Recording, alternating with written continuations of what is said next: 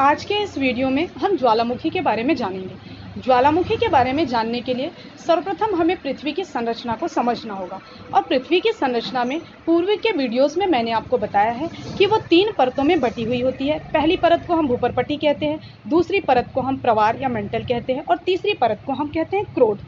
तो इसका जो दूसरा वाला लेयर होता है जिसे मेंटल कहते हैं, वहाँ का दाब और ताप अत्यधिक होता है और इस अत्यधिक दाब और ताप के कारण वहाँ जो प्रमुखता पाई जाने वाली धातुएं हैं जैसे सिलिकॉन, लोहा और मैग्नीशियम, ये जो है ये कठोर अवस्था में होते हैं। परंतु कभी कभी क्या होता है कि पृथ्वी का जो दाब है वो अचानक से कम हो जाता है, किंतु तापमान उतना ही बना रहता है। तो इस तापमान की अधिकता और दाब की अल्पता यानी कमी के कारण वहाँ की जो धातुएं हैं वो पिघलने लगती हैं और पिघलकर लावा का रूप ले लेती है, या हम कह सकते हैं कि इन्हीं पिघली हुई धातुओं को हम लावा कहते हैं। अब क्या होता है, ये जो पिघला हुआ लावा है ये पृथ्वी की ऊपरी परत पर, जिसकी मोटाई लगभग 70 किलोमीटर होती है, यानी भूपर्पटी जो है हमारी उसकी मोटाई लगभग 70 किलोमीटर है और जो प्रवार है उसकी जो मोटाई है वो लगभग 2890 किलोमीटर की है।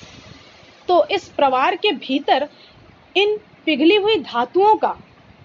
बाहर निकलने के लिए रास्ता ढूंढना और पृथ्वी की किसी सतह पर कोई ऐसा छिद्र या सुराग इन्हें मिल जाना, ऐसी दरार इन्हें मिल जाना जिससे कि ये पूरे दबाव के साथ ऊपर आना चाहती हो और जो कि गैस हो या फिर वाष्प के रूप में हो सकती है। तो ये ज्वालामुखी कैसे बाहर आता है, इसको समझने के लिए हम इस कोल्ड ड्रिंक्स का सहारा लेंगे। आप देख रहे हैं कि इस कोल्ड ड्रिंक्स में अभी कोई हलचल नहीं है, ठीक वैसे ही जैसी प्रवार के भीतर दाब और ताप की समानता होने पर कोई हलचल नहीं होती। लेकिन पृथ्वी का दाब जब कम हो जाए और तापमान जो है वो बढ़ जाए तो वहाँ पर उपस्थित धातुएं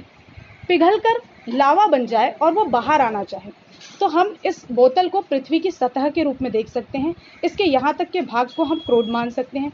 और यहाँ तक वाला ये बीच वाले हिस्से को हम प्रवार कह सकते हैं और इसका जो ऊपरी हिस्सा है ये है हमारी भूपर्पटी। तो इस प्रवार में जो धातुएं हैं वो पिघलकर जब बाहर हमारे इस भूपर्पटी वाले हिस्से को धक्का मारने लगती है तो वो कुछ इस तरह से जो है वो बाहर आने का प्रयास करती है। देखिए जब हम इस बोतल को खोलते हैं तो ये किस तरह से ये जो है ये बाहर आ रहा है, पूरे दाब के साथ ये जब बाहर आएगा तो ये इस तरह से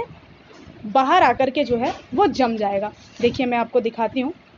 कि ये जब बाहर आया तो ये किस तरह से ऐसे इस तरह से जो है ये जम गया और यही धातुएं जो है जमकर ज्वालामुखी चट्टान के रूप में हो जाती हैं। ये लावा जो है अत्यधिक गर्म होता है और गर्म होने के कारण ये लाल या नारंगी रंग का होता है, लेकिन जैसे ही ये पृथ्वी पर जमता है तो ये कुछ इस तरह से काली चट्टान के रूप में पृथ्वी पर जमा हुआ हमें मिलता है, जिसे हम ज्वालामुखी चट्टान के रूप में जानते हैं। तो हमने आज के इस वीडियो में जाना कि ज्वालामुखी के निकलने के लिए पृथ्वी के सेकंड परत अर्थात प्रवार के भीतर दाब कम हो जाए और तापमान अधिक हो जाए तो धातुएं जो है वो पिघलकर ऊपरी परत को धक्का मारने लगती है और बाहर की ओर आने लगती है। तो यही धातुएं जब है बाहर वाष्प और भाप के रूप में आती है और आकर के फिर पृथ्वी की ऊपरी सतह पर किसी चट्टान की तरह जम जाती है, जो बाद में एक काली चट्टान के रूप में दिखती है, जिसे हम ज्वालामुखी चट्टान के रूप में जानते हैं। तो आज के इस वीडियो में इतना ही। धन्यवाद।